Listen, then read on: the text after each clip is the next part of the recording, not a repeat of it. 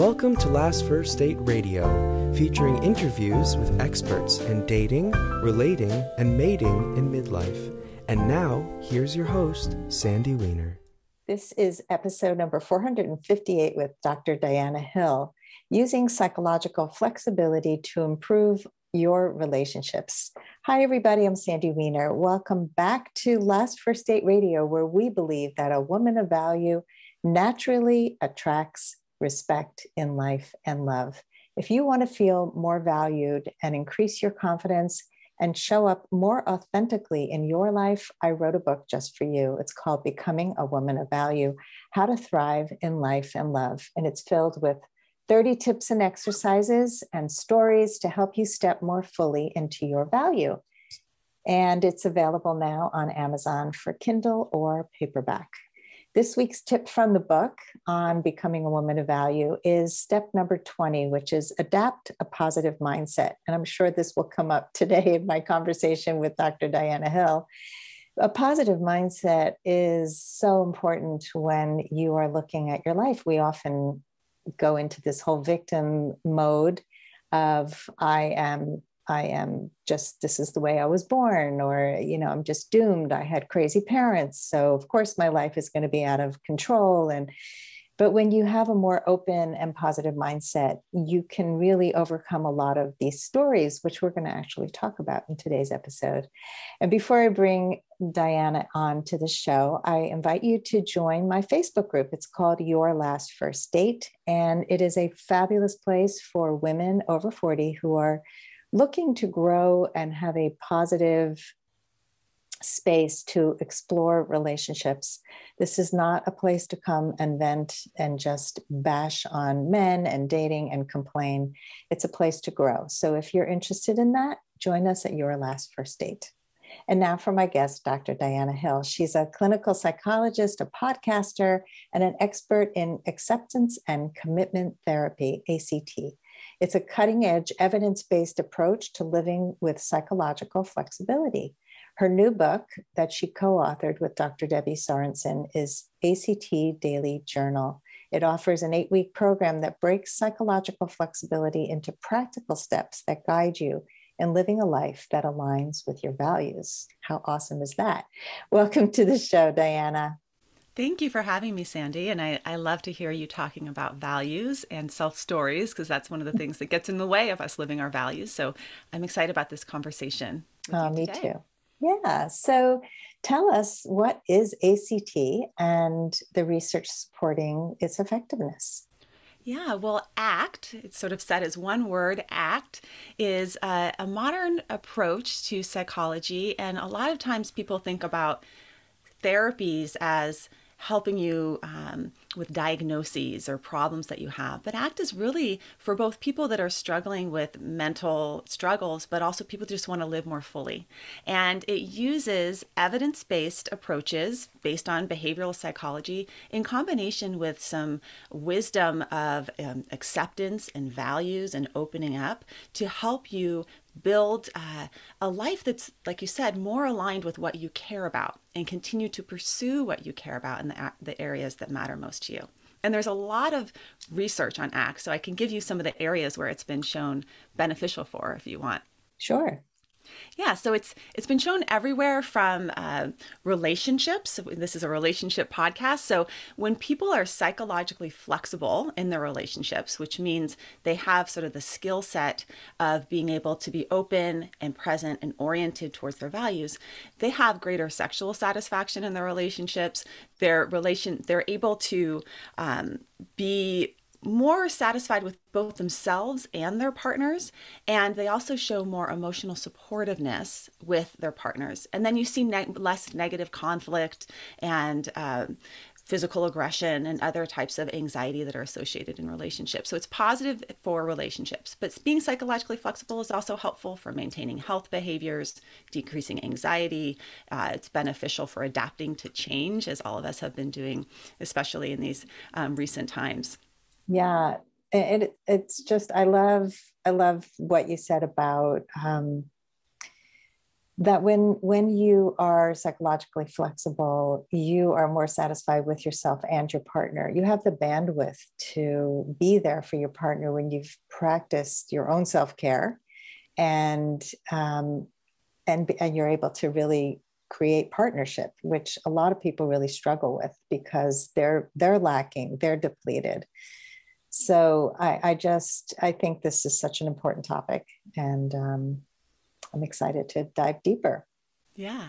And I think being present with your partner is being able to be present even when it's difficult, or even when your head is saying all sorts of things like self-critic in there, or commenting. Our heads are constantly chattering away. And so ACT offers these 6 core processes or skills that can help us orient towards our values in those moments that matter most to us, but also in the difficult times, because relationships, yes, we want to be present with our partner when things are good, but we also want to be present with ourselves and our partner when it's challenging, and oftentimes we can get derailed from being the person we want to be. And these 6 core processes help us with that. So it's less about getting rid of all of those negative feelings and more about being able to continue to orient towards the person that you want to be in your relationships. Yeah, and especially you mentioned like when things are not going well. That's where people where the rubber meets the road, right? It's how somebody is in crisis really says a lot. And the skills that we have or don't have make such a huge difference. I know in my own marriage, that was one of the undoings of the marriage. Was unfortunately, I gave birth to a sick child, my first son.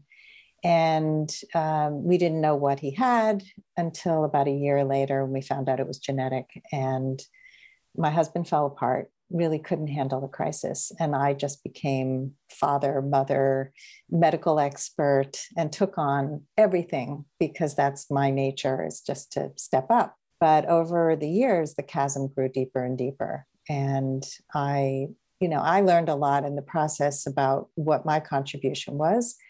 But I do know that how somebody responds to crisis and to the hard times, it's easy to be a fair weather friend and a fair weather partner. It's harder to be there when the chips are down. And it's also sort of part of our human nature to avoid and to experientially avoid. So what I'm hearing there is that you had this really painful experience where you needed your partner to show up for you. And what your partner did in response to that pain was to close off.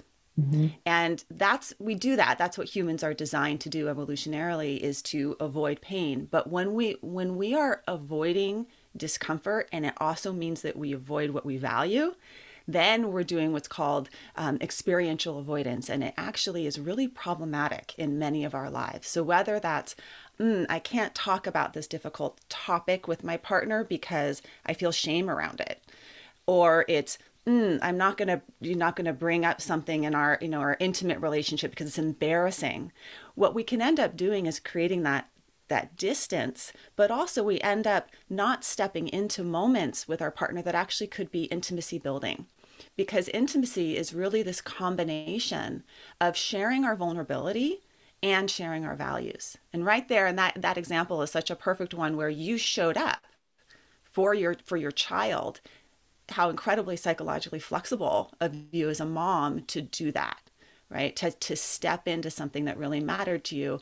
And I imagine it was not comfortable. And that's what psychological flexibility is about. And even though it's not comfortable, we can get better at being present with discomfort, at opening up, allowing, and creating space for our full human experience. For me, what happened over time was my armor went up because I had to protect myself from being the sole person really supporting him and not having support that I needed. So I just kind of armored up around it. So we were both closed off. And I see it now that, first of all, I need a different kind of partner, but I also know that if anything like that happened again, I would have the communication skills to be able to be vulnerable and to express myself, not from a wounded, hurt little child place, but from more of an adult, what I need and how I feel. which was totally impossible for me to do then. You know, what I notice about our tendency in terms of that armoring in relationship is that it can start with, "Ooh, this is painful, so I'm gonna avoid." And we can avoid in all sorts of ways. One is armoring up. So for some people, they numb out. They numb out with substances, or they numb out with technology, right? Or for some people, they numb out by working a lot, right? Avoiding through working too much. And what can happen is, as we step further and further away from each other in these moments that really matter, like if we step through that sliding door moment, as John Gottman would say, the moment to, opportunity to connect, it would take us in a different trajectory. But we can also start to develop stories.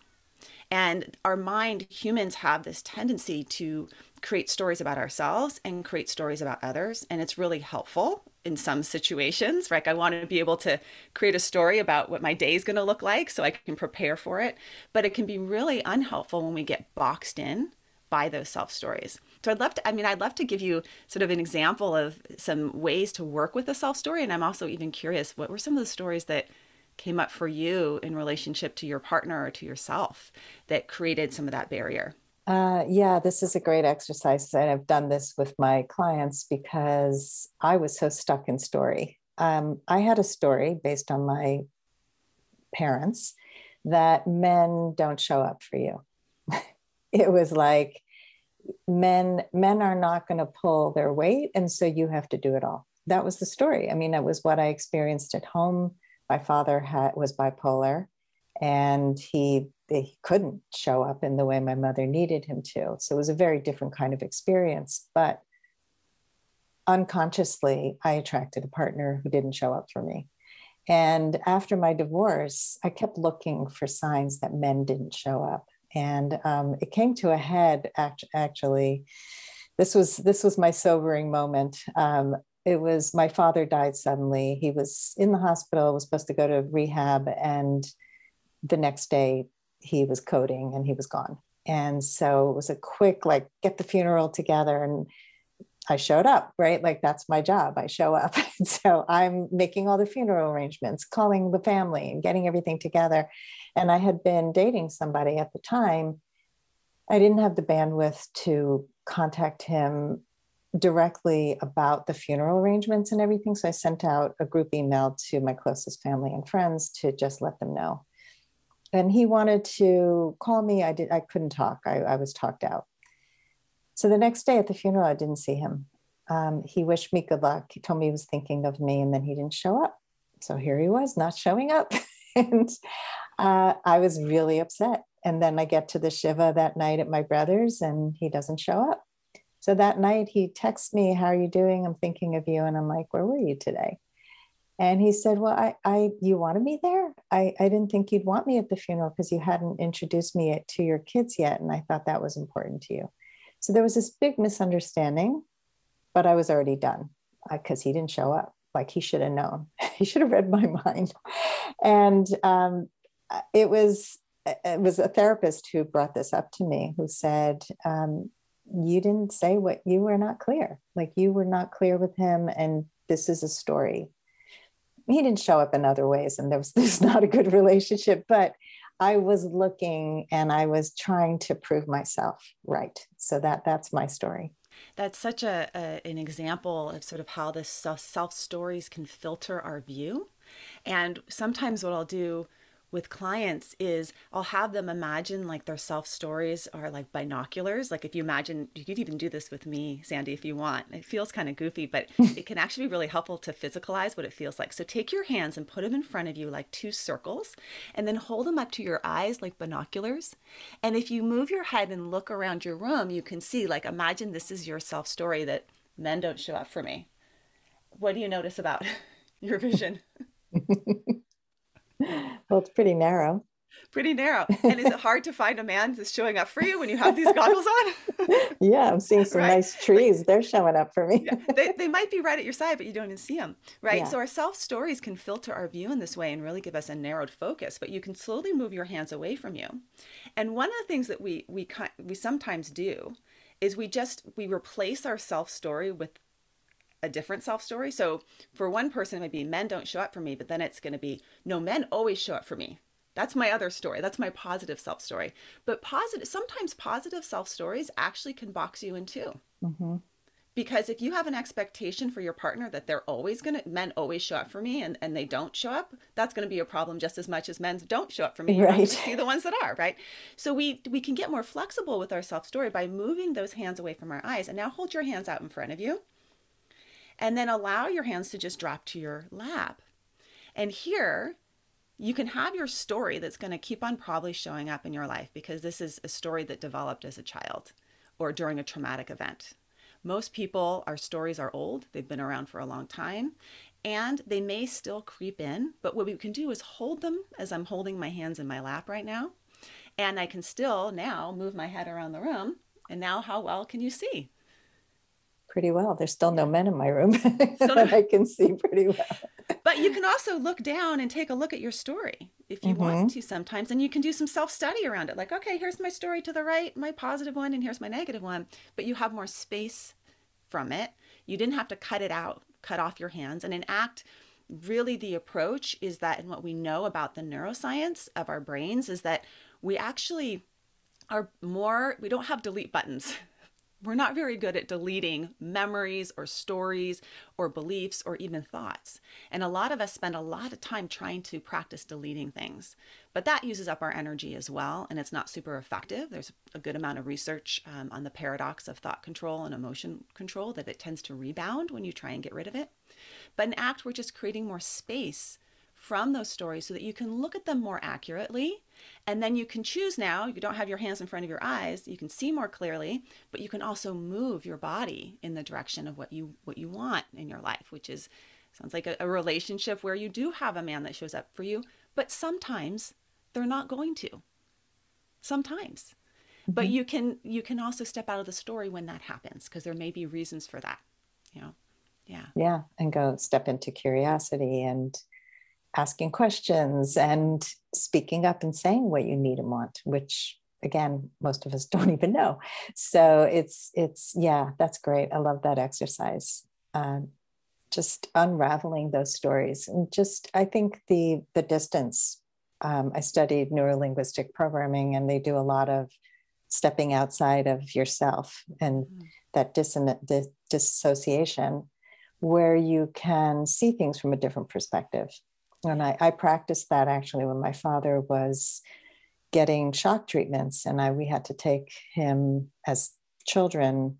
We were responsible for taking him as an outpatient.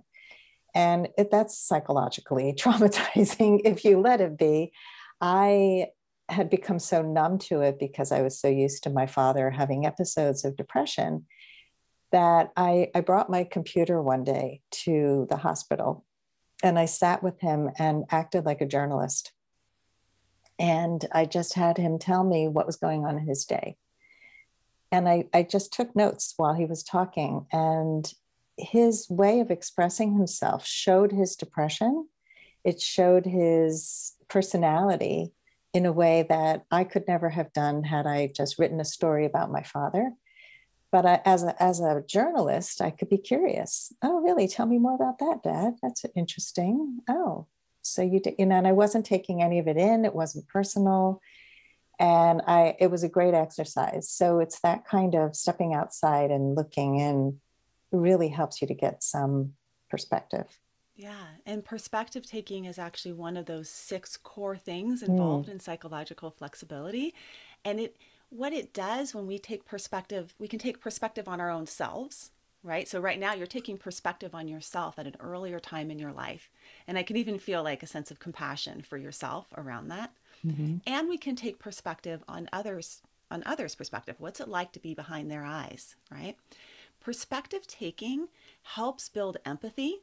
It actually activates parts of your brain that are more lateral as opposed to the midline of your brain, which is more self-referential. So we get out of ego state and more of an interconnected state. And it also helps us with ourselves, I think, a lot. Because when we take perspective on our own lives, we don't get so bogged down by them, right? And bogged down by things like self-story and self-criticism. So perspective taking is a really important skill to develop to help you be able to navigate the challenges of life.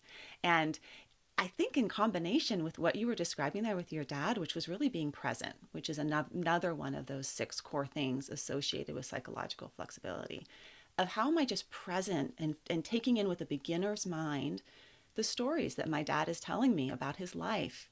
And that's a really, especially if anyone has experienced loss or experienced losing someone, being present is one of the greatest gifts that we can give ourselves and that we can give another person. Just being present in our bodies. Right. So hard for most of us. Yeah. I'm always planning the next 6 steps. And so like I'll be eating breakfast and planning lunch. It's just the way my brain is wired. And for me to just consciously be, especially like if I'm having a conversation with one of my kids at the table, it's such a gift that we can give each other. Put the phones away, be in front of that person, be present. So those are 2, the perspective taking, being present. What are the other 4? Well, values.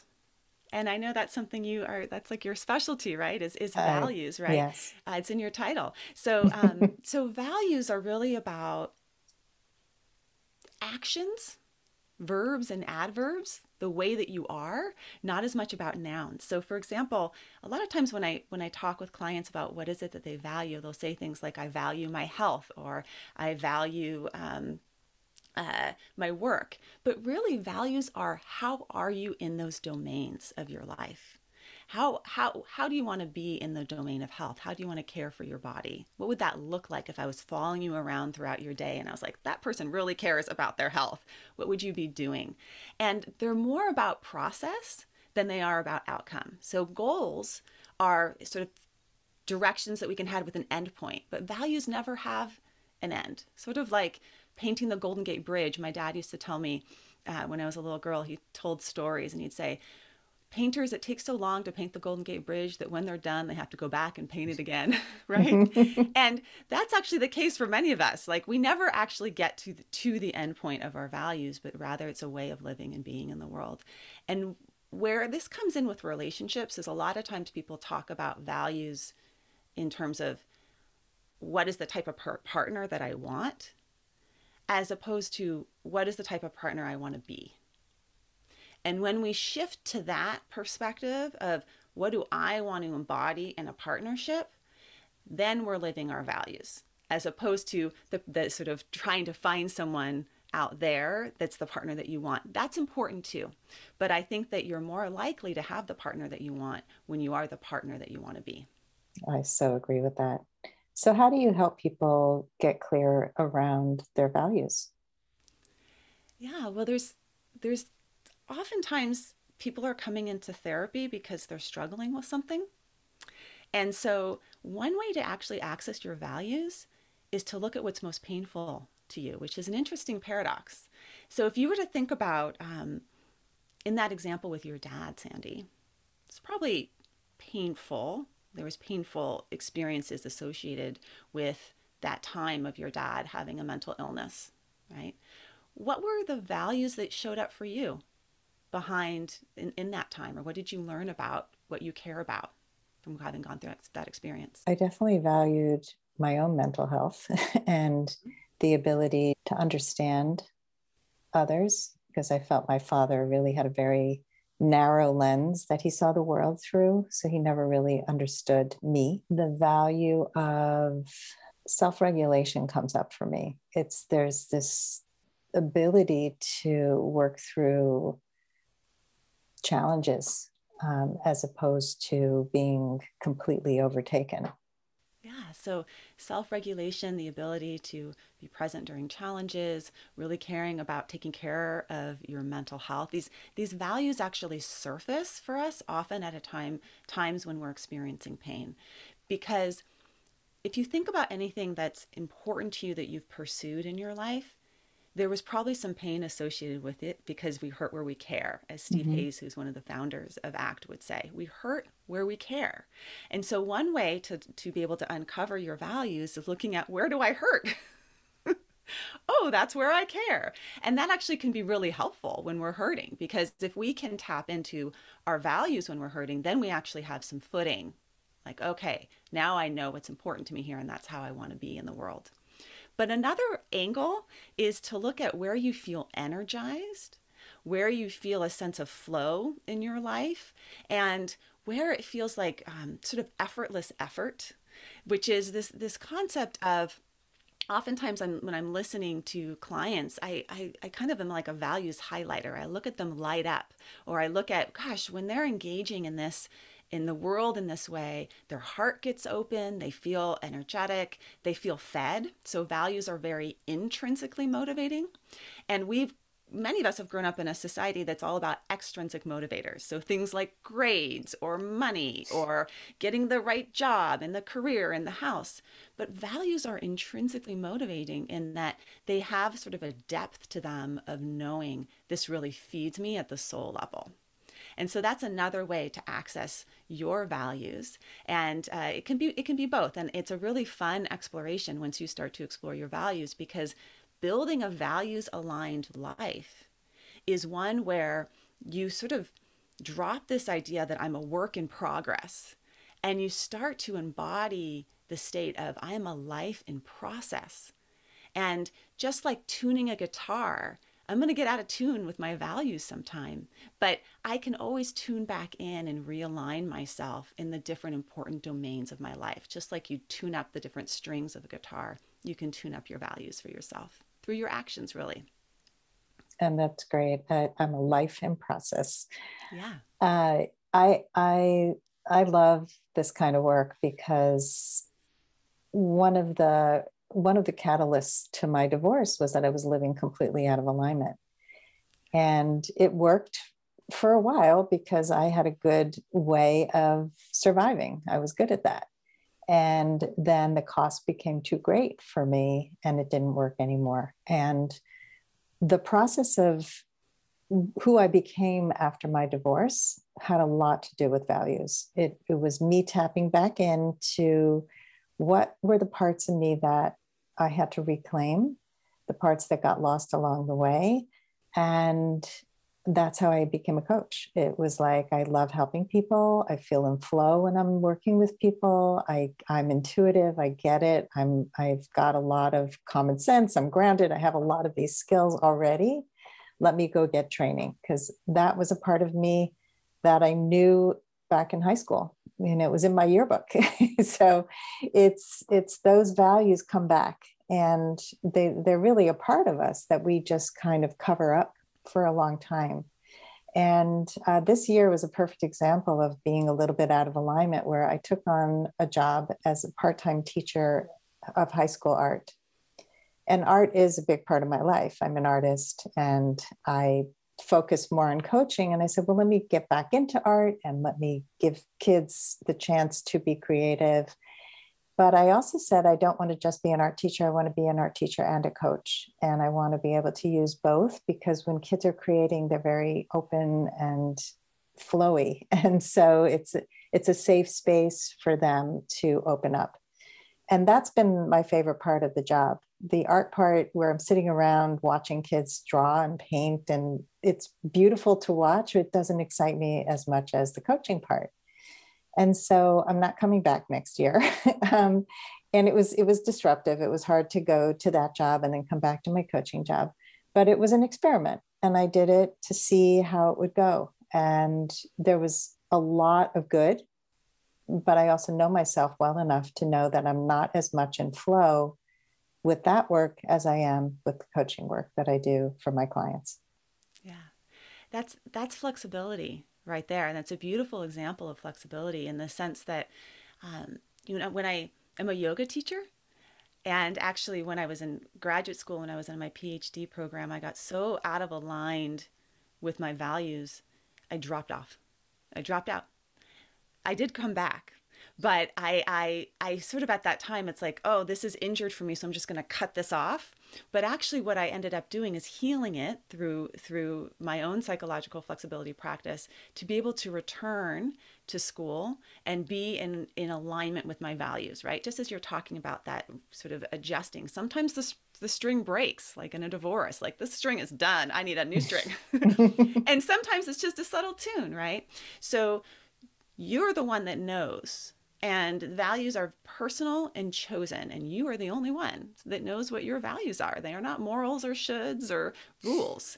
And being psychologically flexible, going back to yoga, is sort of like learning a balance pose. If people like to do yoga or a sport, you're going to fall.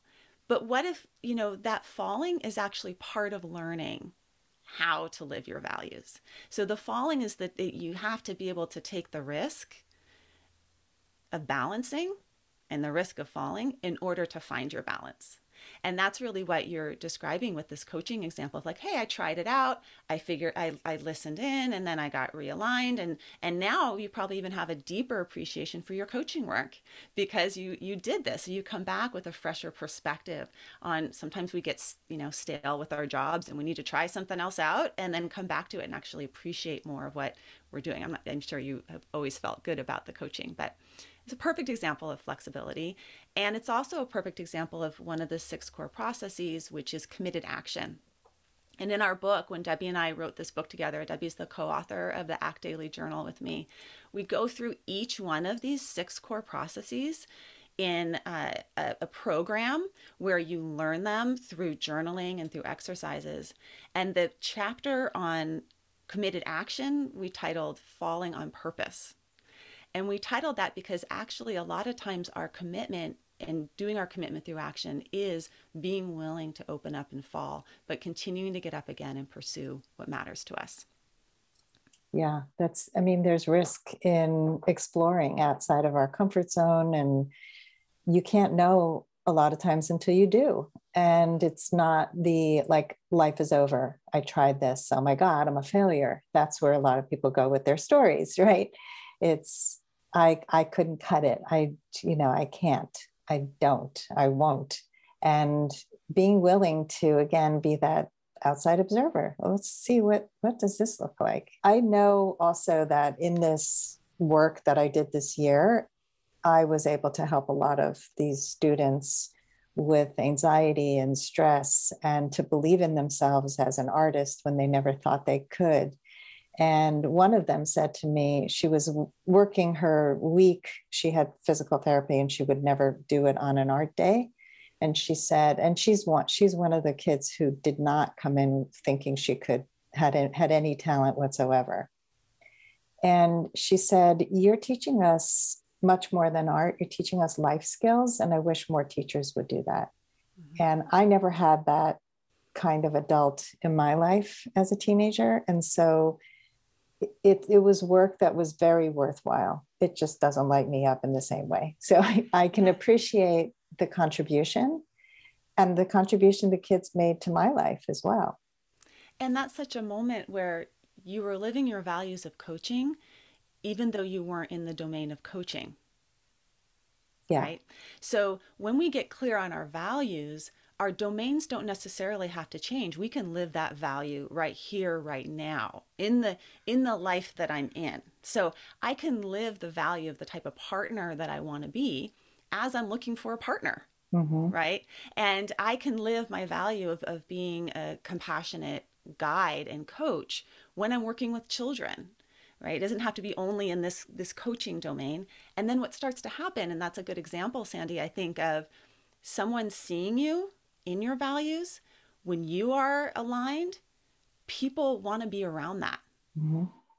You are bright, you're engaged, you're aligned, you're clear when you are in your values. And so people want to be with other people that are like manifesting, the best versions of themselves, and which really is their values. Yeah. So I'm curious about you going back into your program, your psychology program. What changed for you? You were saying that you're a yoga teacher and you balance, but I'd love to hear a little more about the experience that brought you back. Yeah. Well, it's interesting because I went to go study, my PhD was in eating disorders. And I had actually recovered from anorexia before going on to study eating disorders. And my commitment to myself before I left was, I'm going to make my recovery my priority. And what happened for me in my first year of my program was that I needed to keep that commitment to myself, because the competitive environment and the stress of the program, and then also I was out of alignment with my values of what I wanted to study, because it was a very evidence-based, rigid kind of CBT program. And a lot of my recovery came from my own spirituality, my own practice of yoga. I had studied with Thich Nhat Hanh, who is a Buddhist monk. The part of my recovery was going to study with him. And so when I took that pause, I got really clear that that needed to be part of what I was going to study so that I was more aligned. And so when I went back to my program, I was very direct and said, if I'm going to come back, I want to study mindfulness and acceptance-based approaches within the field of evidence-based therapy. I'll fit the program. And I value evidence-based and sort of science-informed psychology. I value that. And I also want it to be also life-informed and incorporate these things. And I ended up doing a mentorship with Deborah Safer at Stanford and incorporating treatment that uses acceptance and some of these more, I would say, Eastern principles into Western psychology.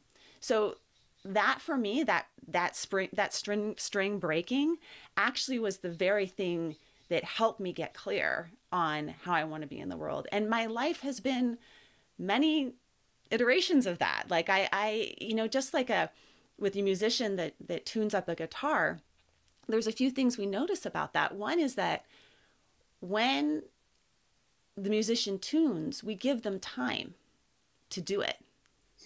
And we don't judge it. We're just like, oh yeah, you need to tune up. We're all waiting for you. You can take the time you need, because we know the music's going to be better if you're in tune, right?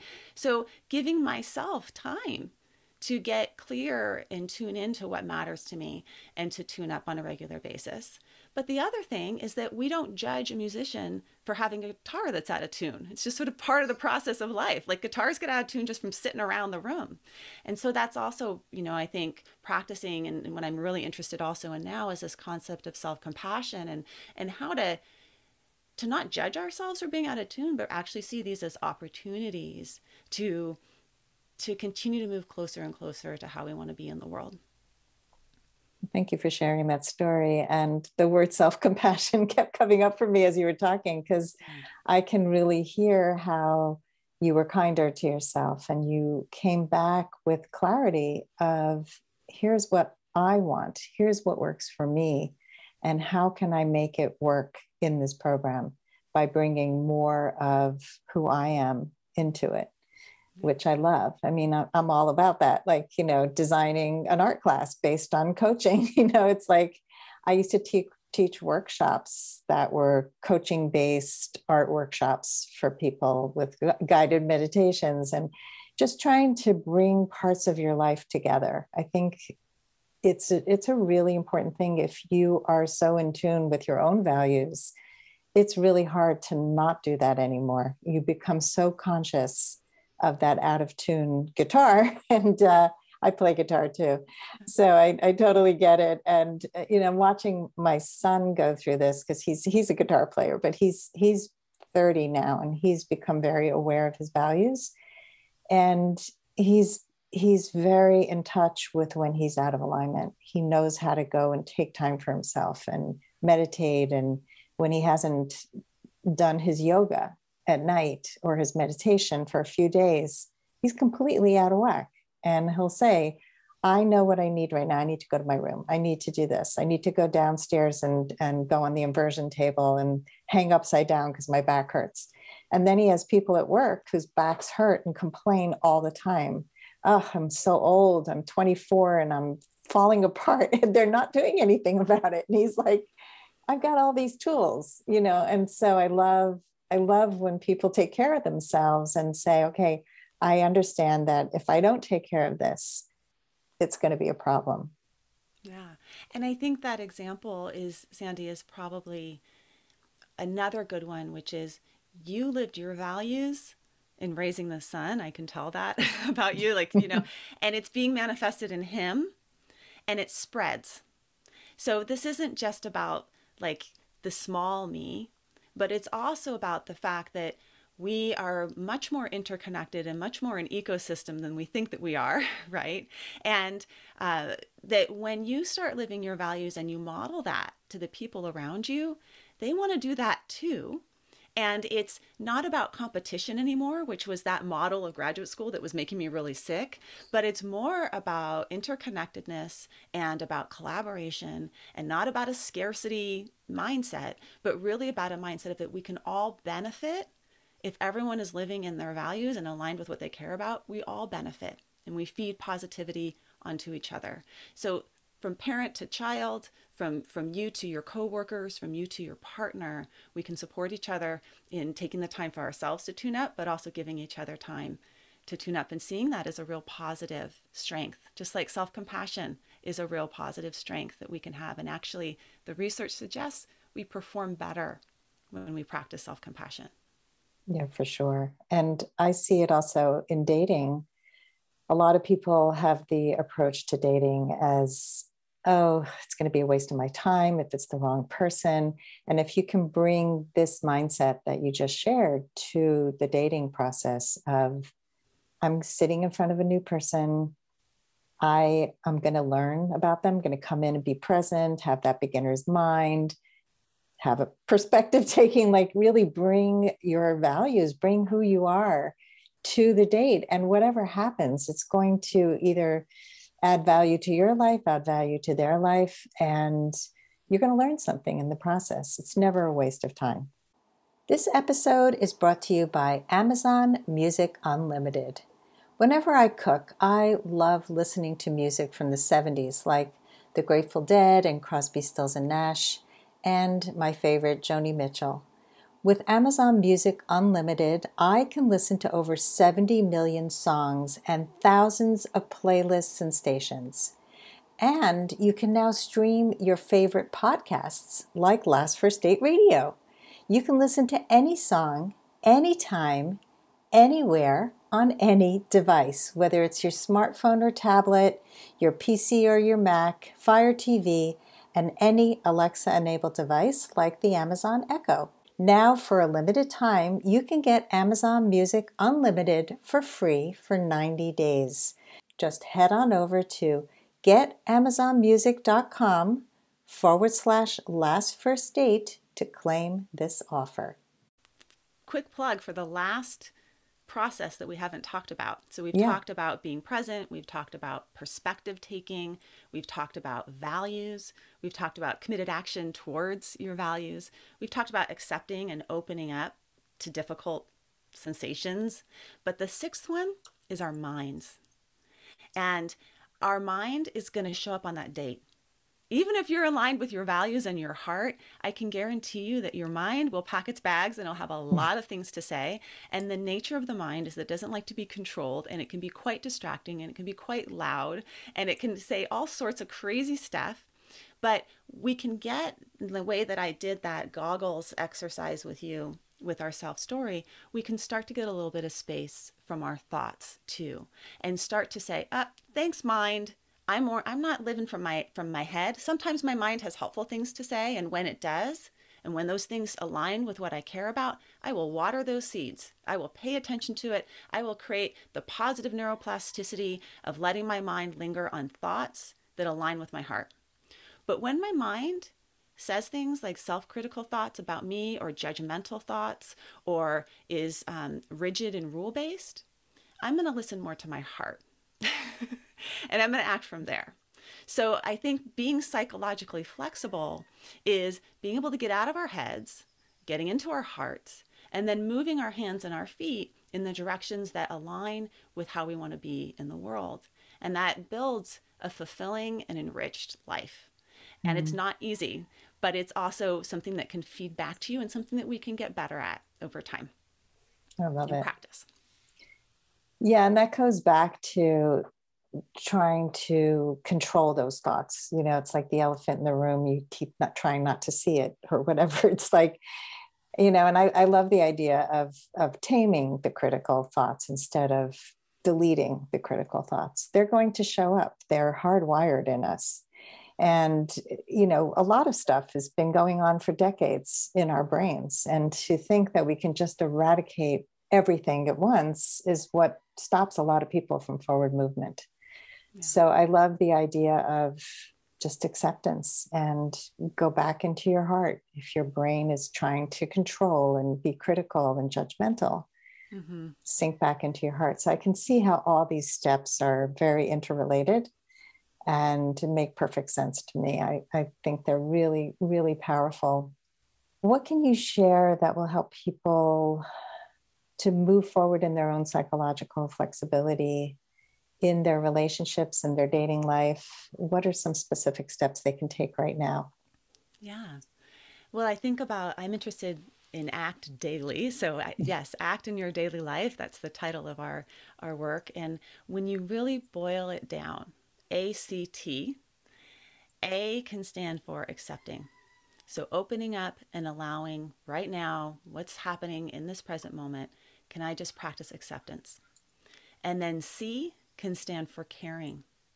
What do I care about in this moment? What's most important to me in this moment? And then the T can be about taking a tiny step. So a tiny move in the direction of what you care about. Tiny moves are much more sustainable than big moves. Sometimes we need to make big ones, but tiny moves are sustainable, and those create values-rich habit loops for ourselves that build over time. So ACT or ACT can be accept, care, and take action. And if for folks that want to learn more about these 6 core processes, they take, there's a lot there. This isn't like a simple thing. It's simple, but it's also not. Right? Yes. And there's decades of research behind this model. So for folks that want to learn about how to apply it to their daily lives, the ACT Daily Journal can be a really great resource because it is the nuts and bolts of ACT, but applied to you. And you can find that on my website under book. And then I also have on my website, I've talked a little bit about these body-based practices. I also have body-based practices for being psychologically flexible, which is I'm always interested in this intersection between neuroscience and embodiment and modern psychology. And so you can find those at drdianahill.com. Awesome. Well, this has just been such an enlightening conversation, really enjoyable. I felt alive. I felt like my values were being honored during this conversation. So I really appreciate you and the work you're doing. It is so valuable. So thank you so much. Thank you for this opportunity. It's great to be here. And I wish you the best, Sandy, on your psychologically flexible life. Yeah. Thank you. And thanks everybody for listening. If you love our show, please rate and review us. It means a ton for the continued success of our show. And we hope you go on your last first date very soon.